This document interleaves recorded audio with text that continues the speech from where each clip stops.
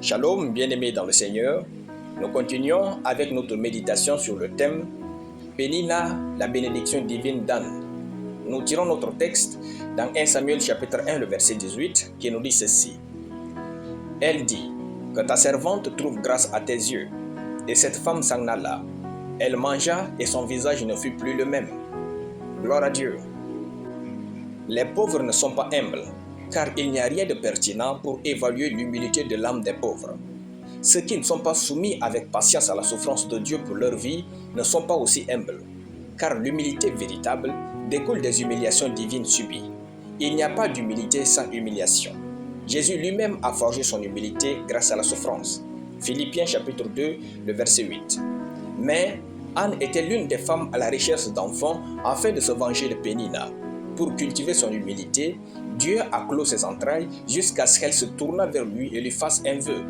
Seule une personne brisée s'humilie, se tourne vers Dieu et reste dépendante de lui. Nous sommes tous confrontés à un ego qui peut nous pousser à l'arrogance. Dieu seul sait où briser pour nous rendre humbles. Il y a l'humilité d'apparence et celle du cœur. L'humilité d'apparence est fausse, c'est l'humilité de cœur, la vraie humilité.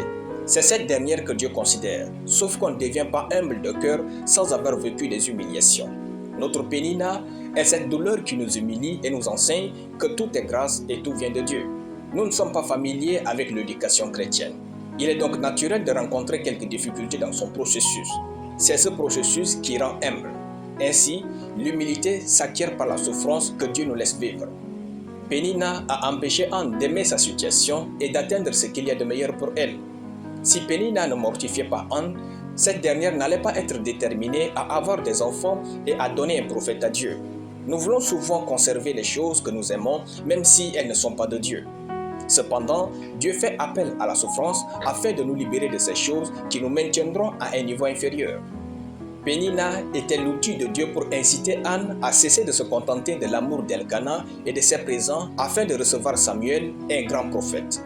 Comme Anne, cessons de contempler nos souffrances, tournons-nous vers Dieu et aspirons au meilleur de la vie. Notre souffrance est le signe que Dieu a quelque chose d'autre, quelque chose de paisible pour nous. Alléluia. Nous allons prier. Père glorieux et tout-puissant, je te rends grâce pour ta parole. Je déclare que je suis le fruit parfait des souffrances divines au nom de Jésus. Amen.